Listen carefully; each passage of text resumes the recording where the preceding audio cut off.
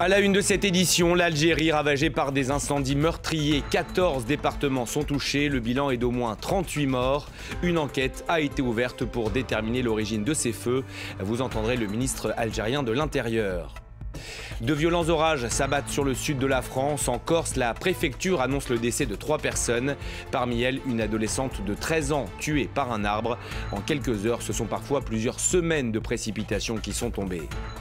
Et puis Antonio Guterres, Recep Tayyip Erdogan en Ukraine pour y rencontrer le président ukrainien Volodymyr Zelensky. Au menu des discussions, les exportations de céréales, mais aussi le nucléaire. On en parlera avec Anastasia Sapochkina, maître de conférence en géopolitique à Sciences Po. À tout à l'heure. Voilà donc pour le programme. Bienvenue sur l'antenne de France 24. Ils ont été attisés par un été ultra sec. Les incendies se sont donc déclarés dans le nord du pays, près de la frontière tunisienne. L'Algérie est en deuil. Au moins 38 personnes ont péri dans les flammes. Il y a aussi des dizaines de blessés, des problèmes respiratoires, mais aussi des brûlures. De quoi raviver le spectre de l'été dernier, le plus meurtrier de l'histoire récente de l'Algérie. Amine Babaïssa avec Ali Doussi. Des troncs d'arbres entiers qui s'embrasent, symbole d'incendie devenu incontrôlable en Algérie. 14 départements du nord du pays sont touchés par des feux de forêt depuis plusieurs jours. Le bilan humain est lourd, au moins 26 morts rien que pour la journée de mercredi. Des hélicoptères bombardiers d'eau sont intervenus dans 3 préfectures dont Soukaras, ville frontalière avec la Tunisie. Là-bas, plus de 350 familles ont dû fuir leur logement. L'armée a été appelée en renfort et à la télévision algérienne, le ministre de l'Intérieur reste évasif sur les causes de ces incendies. Les feux se sont déclenchés dans 4 régions, dont Jijel. C'est peut-être lié au climat, mais pas que. On mène une enquête pour connaître les raisons précises de ces incendies. Il y a une vraie question qui se pose. Plusieurs feux se sont déclenchés en même temps, à Soukaras, Tarf et Jijel, et c'est l'enquête qui pourra nous éclairer. Depuis le début du mois d'août, 106 incendies se sont déclarés en Algérie, détruisant des milliers d'hectares de végétation. Chaque année, le nord du pays est touché par des feux de forêt. L'été 2021 a été le plus meurtrier avec au moins 90 personnes qui ont péri dans les flammes. À l'époque, plus de 100 000 hectares de taillis avaient été ravagés. Autre incendie, cette fois au Portugal, dans le parc naturel de la Serra da Estrella. Sur place, pas moins de 24 000 hectares de végétation sont déjà partis en fumée. Ce matin, bonne nouvelle pour les 1200 pompiers mobilisés. Ils ont vu leur travail payé. Le feu qui avait repris en début de semaine est enfin maîtrisé. Accalmie qui doit encore se confirmer, bien sûr. Depuis plusieurs jours, un véritable déluge s'abat sur la France, notamment dans le sud. Des pluies diluviennes, souvent accompagnées de grêle. En Corse, 3 personnes sont mortes, dont une jeune fille de 13 ans, victime de la chute d'un arbre. On dénombre également une dizaine de blessés. Les images, vous allez le voir, sont impressionnantes. Alexandra Lay. De violentes bourrasques à l'aéroport d'Ajaccio. À l'intérieur de cet avion, les passagers ne voient plus rien. Cette terrasse se retrouve sans dessus-dessous, prise dans la tempête. Des rafales mesurées jusqu'à 224 km/h sur l'île. Selon un bilan provisoire, 3 personnes sont décédées. Il y a eu 12 blessés. Dans un camping à Sagone, une jeune fille de 13 ans a été victime de la chute d'un arbre sur son bungalow. Ces touristes sont encore sous le choc. Branches d'arbres qui tombaient de partout, quelque chose d'assez impressionnant. Et on est vite allé se réfugier au sanitaire pour essayer de... Et on voyait tous les gens courir partout. Ouais, très compliqué.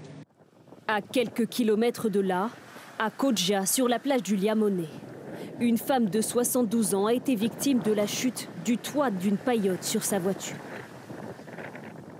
Enfin, à Calvi, un homme de 42 ans est décédé. Sur toute l'île, 45 000 foyers sont privés d'électricité. La Corse du Sud a été particulièrement touchée. Dans les rues à Ajaccio, de nombreux dégâts. Arbres arrachés, voitures détruites. Sur les plages, des bateaux coulés, échoués. Ces restaurateurs du bord de mer... Ce matin, il y a eu un tsunami, c'était la folie, on n'a jamais vu ça. On n'a jamais vu ça. Les bouées se sont retrouvées à 200 mètres, les arbres qui sont tombés, le truc de la paillote qui est tombé. En mer, une 60aine d'opérations de sauvetage de plaisanciers sont en cours. Des intempéries qui touchent également l'Asie. La Chine a été victime d'importantes inondations, de brusques montées des eaux dans la province du Qinghai et voisine du Tibet. Selon le dernier bilan communiqué par les autorités locales, au moins 16 personnes sont mortes là-bas. Le réchauffement climatique est une nouvelle fois en cause avec des températures qui ont dépassé le seuil des 40 degrés là-bas.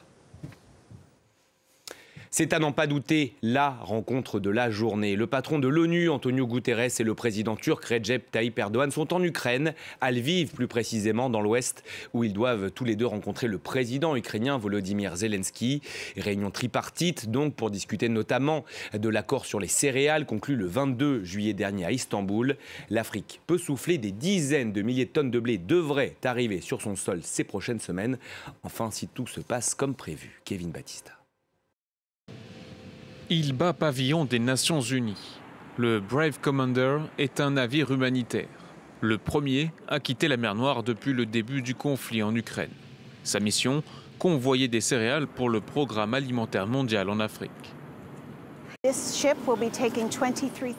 navire transportera 23 000 tonnes de blé aux populations dans le besoin en Éthiopie, des gens dans une quasi-famine. Nous sommes ravis que ce soit le premier à quitter ce quai et qu'en plus ce soit pour une mission humanitaire. Après avoir quitté Pivdeni mardi, le navire a mis le cap sur la Turquie pour des contrôles et il est ensuite finalement parti pour Djibouti. Depuis l'accord sur les exportations en mer Noire conclu le mois dernier entre la Russie, l'Ukraine, la Turquie et l'ONU, une vingtaine de navires commerciaux sont partis des côtes ukrainiennes, la plupart chargés de céréales stockées pendant des mois. Une bonne nouvelle pour Kiev. Les exportations devraient générer des profits et permettre de mieux préparer les prochaines moissons.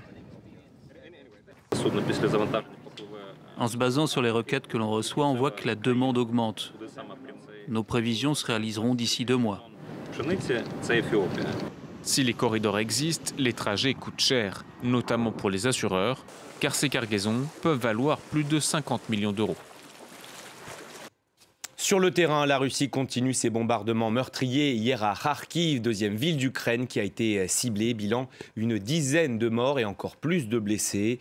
Une attaque, je cite, ignoble et cynique, selon les mots du président Zelensky, lui qui s'inquiète également du sort de la centrale nucléaire de Zaporizhzhia. On en a beaucoup parlé sur notre antenne. Après le président français hier, c'est au tour du secrétaire général de l'OTAN de demander son inspection par l'AIEA, une centrale actuellement sous contrôle russe et autour de laquelle les combats sont quotidiens depuis maintenant 2 semaines. Avant de donner la parole à mon invité, les images avec Natacha Milray.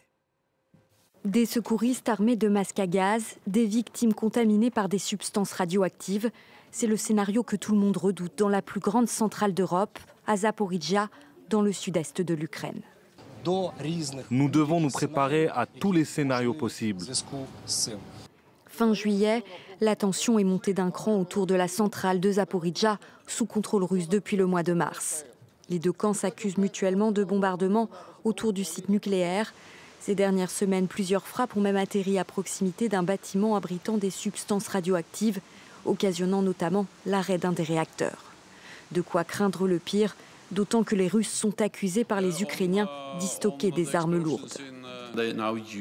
Ils utilisent maintenant le terrain autour de la centrale nucléaire comme zone de rassemblement et comme plateforme pour lancer des attaques d'artillerie sur les forces ukrainiennes, ce qui est imprudent et irresponsable. Il est urgent d'autoriser l'inspection par l'Agence internationale de l'énergie atomique. Un scénario à la portée des autorités ukrainiennes, selon le président Zelensky. L'Ukraine est prête à garantir un contrôle approprié de la centrale par l'AIEA et la mission peut être envoyée à la centrale de Zaporizhzhia de manière légale, très rapidement et aussi efficacement que possible. La situation autour de la centrale nucléaire de Zaporizhzhia devrait également être au menu des discussions ce jeudi. Le secrétaire général des Nations Unies, Antonio Guterres, et le président turc Recep Tayyip Erdogan sont attendus à Lviv, dans l'ouest de l'Ukraine. Bonjour Anastasia Sapochkina, merci d'avoir accepté notre invitation. Vous êtes maître de conférence en géopolitique à Sciences Po, je le disais, spécialiste des relations entre l'Europe et la Russie. C'est cet après-midi, donc, cette réunion tripartite Erdogan, Guterres, Zelensky. C'est d'ailleurs la première fois que les présidents turcs et ukrainiens vont se rencontrer depuis le début de la guerre. Le principal sujet, on l'a dit, c'est l'exportation des céréales. Quel est le constat aujourd'hui selon vous? Elle a repris cette exportation de céréales, mais pas au rythme escompté. Il faut en faire plus? Bien sûr, ce sont des dizaines de millions de tonnes de céréales que l'Ukraine exporte tous les ans. Elle est responsable à elle seule pour 12% de l'export des céréales mondiales. Mais la reprise, elle est très modeste. Qu'on a entendu, on parle de milliers de tonnes, pas de millions de tonnes. Et un des points importants pour l'Ukraine dans ces négociations, c'est arriver à trouver des moyens d'élargir le corridor des exportations de céréales jusqu'à 20 millions de tonnes, ce qui permettrait bien sûr à l'Ukraine de remplir son budget aussi et inclure d'autres matériaux d'exportation tels que les métaux par exemple. Un autre point très important pour tous les trois parties, c'est bien sûr ce qui était évoqué déjà dans plusieurs médias, c'est la tentative de négocier,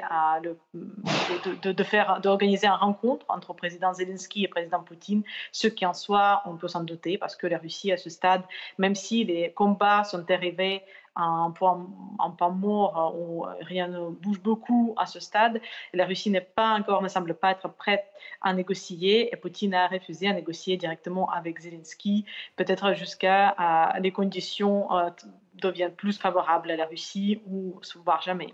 Ensuite, d'autres points par contre très importants. Donc pour l'ONU, c'est bien sûr le point sur la visite potentielle de l'Agence internationale de l'énergie atomique sur le site de Zaporizhzhia pour voir la situation sur place, à quoi l'Ukraine n'était pas très supportable parce qu'elle ne supportait pas beaucoup cette proposition telle qu'elle, afin que ça ne soit pas vu en tant que reconnaissance du contrôle russe de ce territoire et de la centrale en soi.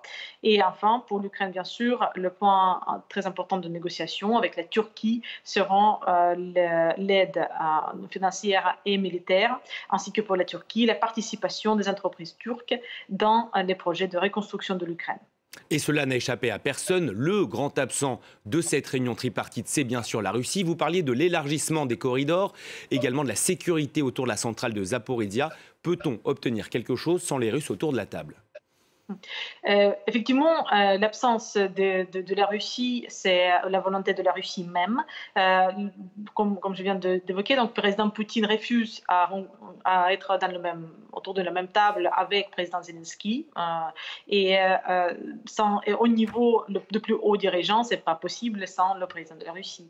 Donc c'est le choix de la Russie. Et c'est aussi le rôle de la Turquie qu'elle exploite beaucoup en accroissant pendant ce moment son rôle en tant que la puissance diplomatique régionale, la puissance militaire, et ce sera le rôle de la Russie ensuite d'aller négocier de la Turquie ensuite aller négocier avec la Russie la suite de tout ce qui est l'élargissement du corridor et les garanties de sécurité, bien sûr. C'est effectivement pourquoi c'est la Turquie et pas n'importe quel autre État, parce que à ce stade, c'est seulement la Turquie qui a réussi à s'établir en tant que pouvoir diplomatique, dans le sens que quand Erdogan négocie, il y a des résultats. Tous les autres négociations ou appels ou échanges avec le président russe par d'autres leaders d'État n'ont pas encore donné des résultats tangibles. Alors justement, c'était ma prochaine question. Que gagne pour l'instant le médiateur de ce dossier, Recep Tayyip Erdogan, le président turc? Que gagne-t-il? Il gagne déjà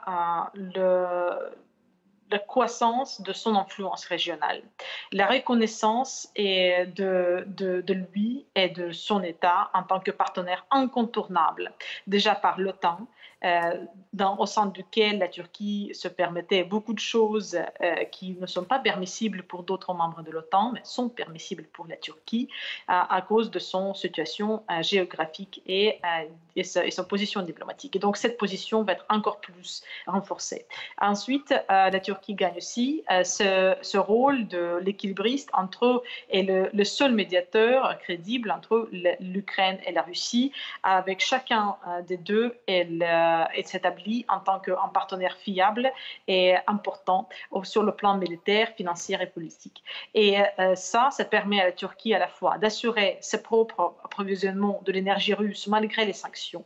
Ça le permet, grâce à ce renforcement de son standing au sein de l'OTAN, d'ignorer les sanctions contre la Russie et faire ce qu'il veut dans ses propres relations avec la Russie, dans ses intérêts stratégiques, continuer la construction des 4 réacteurs nucléaires russes sur son territoire dans le cadre du projet Akuyu, et aussi de devenir un négociateur clé dont beaucoup dépend pour l'approvisionnement mondial des céréales en vue de la situation de crise entre la Russie et l'Ukraine.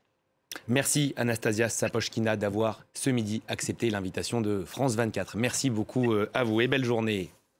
Eux combattent dans le Donbass depuis 2014, depuis 8 ans déjà. Les soldats géorgiens connaissent très bien le terrain sur lequel se joue cette guerre. Ils sont donc d'une aide précieuse pour leurs homologues ukrainiens.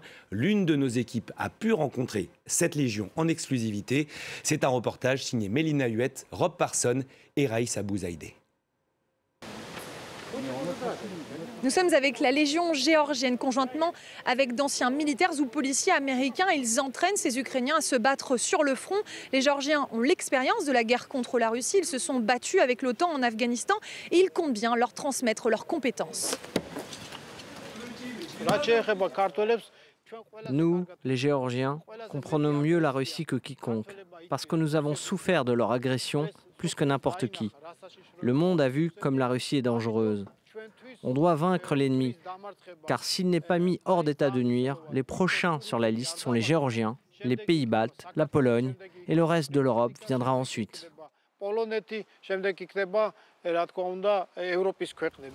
L'écrasante majorité des soldats géorgiens se battent sur le front, mais une unité parcourt le pays pour former les Ukrainiens aux techniques de combat.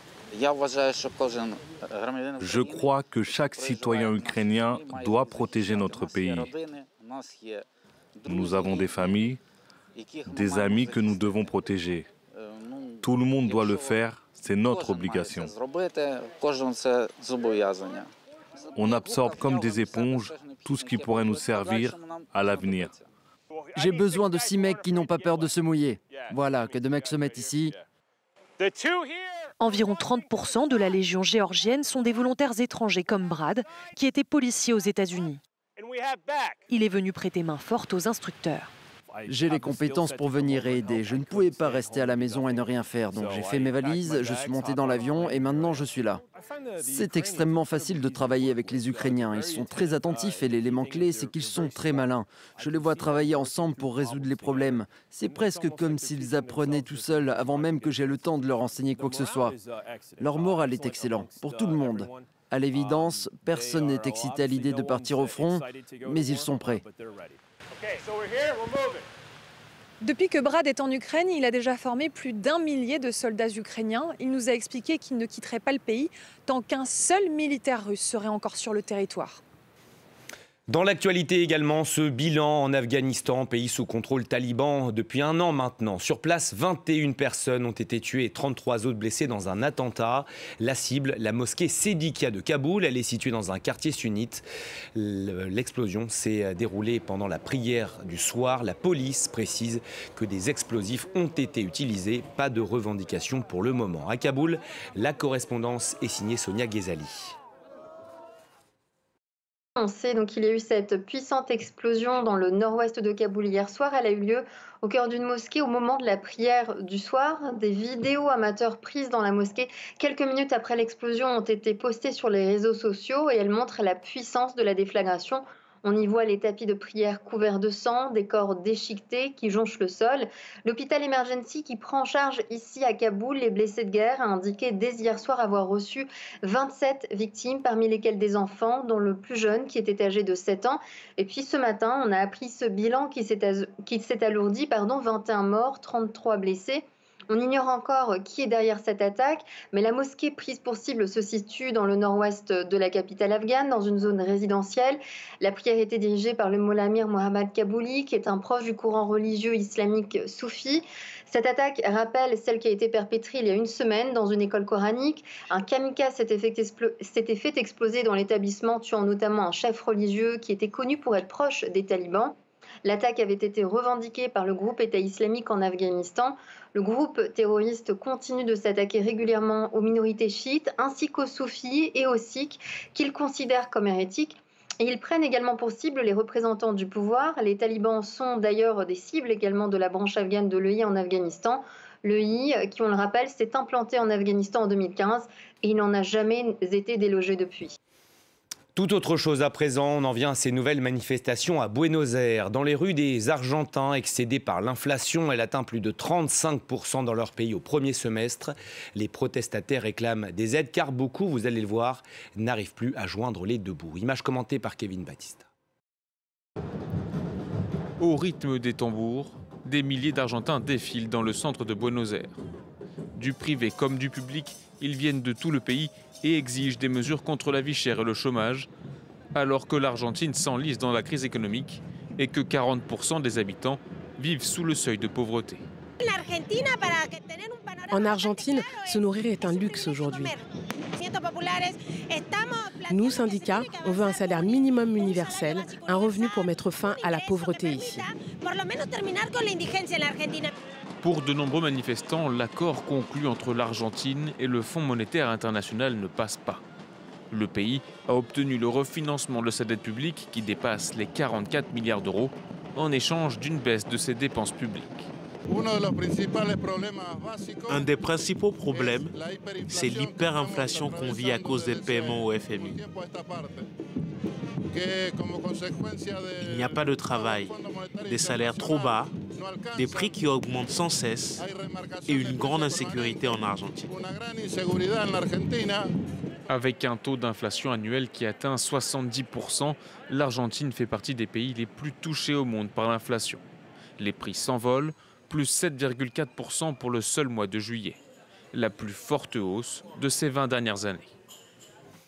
Eux aussi sont en colère et bien décidés à se faire entendre. Comme samedi dernier, les cheminots britanniques sont en grève. Ils demandent de meilleurs salaires alors que l'inflation est toujours galopante chez eux, encore 10% au mois de juillet. C'est tout simplement le plus important mouvement social de ces 30 dernières années au Royaume-Uni. Dans les prochains jours, les postiers et les dockers doivent eux aussi débrayer. De quoi bien sûr mettre la pression sur le successeur de Boris Johnson. Il sera désigné le 5 septembre prochain. Les Jeux Olympiques de Paris, c'est dans 2 ans maintenant. Outre le défi logistique immense comme à chaque Olympiade, celui de la sécurité s'annonce lui aussi pour le moins délicat. Explication signée Hugo Peffnet. Le sujet majeur, c'est d'abord la cérémonie d'ouverture sur la Seine, en plein Paris. Les délégations olympiques partiront du pont d'Austerlitz pour arriver au Trocadéro. Un trajet de 6 km avec plus de 600 000 spectateurs. En tout, 160 barges et près de 10 500 participants. Voici les quais de Seine aujourd'hui, et voilà à quoi ils ressembleront. Un événement inédit, hors norme et grandiose, mais un casse-tête sécuritaire. Jusqu'ici, les cérémonies se tenaient dans des stades, des enceintes fermées. En plein air, la tâche se complique. Il faut fouiller tous les spectateurs sur les quais, avec des portiques, des barrières. Déminer le fleuve, ainsi que les bateaux un par un. Ou encore empêcher toute attaque par drone ou un tireur isolé. Un danger sous-estimé selon certains membres du conseil d'administration des Jeux. Est-ce qu'on est certain d'avoir une capacité à 100% d'empêcher un attentat terroriste le premier jour, sous les caméras du monde entier? Moi, je ne le crois pas. Pour l'instant, on n'y est pas. Autre scénario catastrophe, celui de mouvements de foule, comme au Stade de France en mai dernier. Face aux craintes, les autorités promettent les grands moyens. Jusqu'à 11 000 forces de l'ordre seront déployées chaque jour pour la cérémonie et sur les enceintes sportives, sans compter les militaires. L'armée de l'air fera de la lutte anti-drone sur chaque site olympique. La marine, elle, surveillera les épreuves en mer, à Marseille et à Tahiti pour le surf.